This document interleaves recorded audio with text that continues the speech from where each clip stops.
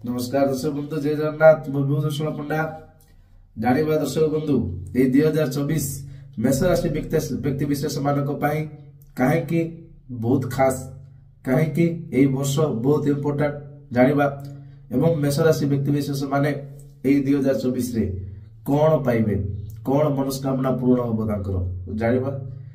तो दर्शक बंधु, 2024 को जदि गोचर मत को जदि विचार को निया जाए, मेष राशि रे देवगुरु बृहस्पति अवस्थित करछन्ती।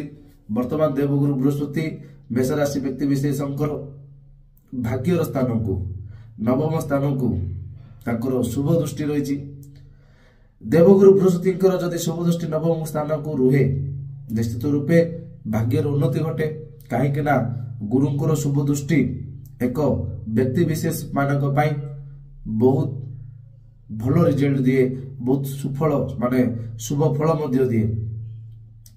तो निजे बृहस्पति मेष राशि रे विराजमान करछन्ती, जेहेतु तांको भितरे मेष राशि व्यक्ति विशेष मानक भितरे सुचिंतन एवं जेकोसी जिनिस जेकोसी माइंड को स्ट्राइक करिवो, जेकोसी भलो जिनिस जहा कि मन को आसीबो, निश्चित रूपे सुचारू रूपे से जिनिसटी तांको पई भलो मध्य रहिबो।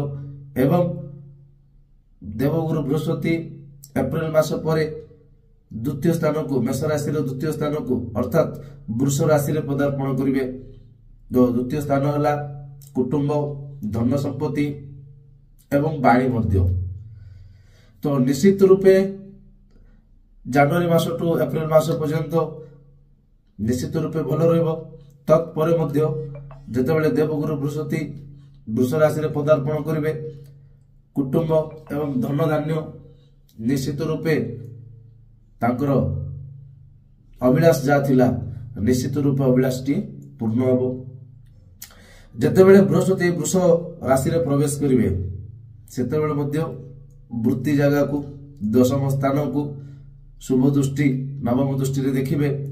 निश्चित मध्य 2024 रे मेष राशि व्यक्ति विशेष मानकर जो कार्य अटकी थिला, जहा कि वृत्तिगत समस्याटी थिला, जहा कि पूर्व चिंतित थिले कि करिवे कोन, कैरियर को लेके आगो को जीवे केमिति, निश्चित रूपे गुरुंकर शुभ दृष्टि जेतेबेले वृत्ति उपरे दशम स्थान उपरे दशम भाव उपरे रहइबो, निश्चित रूपे कार्यकारी होबो। निश्चित रूपे जहा भाविचंती कैरियर को लेके सक्सेस हेबे। ए वर्ष मेष राशि व्यक्ति विशेष मानक पाई बहुत खास, बहुत इंपोर्टेंट। ए वर्ष संपत्ति, जमी जमा, भूमि, भवन, गाड़ी जहा कि स्वप्न थिला, नुआ कार किबा नुआ भवन तैयार करिबा पे, नुआ गृह निर्माण करिबा पे निश्चित सफल होबे। शुभ फल प्राप्ति पे 2024 आपण करंतु। प्रत्येक दिन किंबा प्रत्येक मंगलवार हनुमान मंदिर जातु, हनुमान को सिंदूर चढ़ातु, हनुमान चालीसा पाठ करंतु, बजरंग बाण पाठ करंतु। निश्चित आउरी आपणकर प्रगति होबो, आपणकर मनस्कामना मध्य पूर्ण होबो। प्रत्येक दिन आपण निज घरे निज इष्ट देवी को निश्चित रूप प्रार्थना करंतु, मां को आपणकर मनर कथा जणातु, निश्चित सफल रहे। 2024 आपण पे बहुत खास अछि, मौका हाथ छड़ा करंतुनी, जहा भाविचंती निश्चित ए वर्ष आपणकर पूर्ण हबो। एति मोर भगवान पाखे प्रार्थना, समस्त भल रहंतु।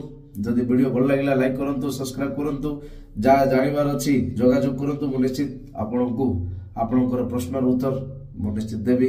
दर्शक बंधु, जय जगन्नाथ, नमस्कार।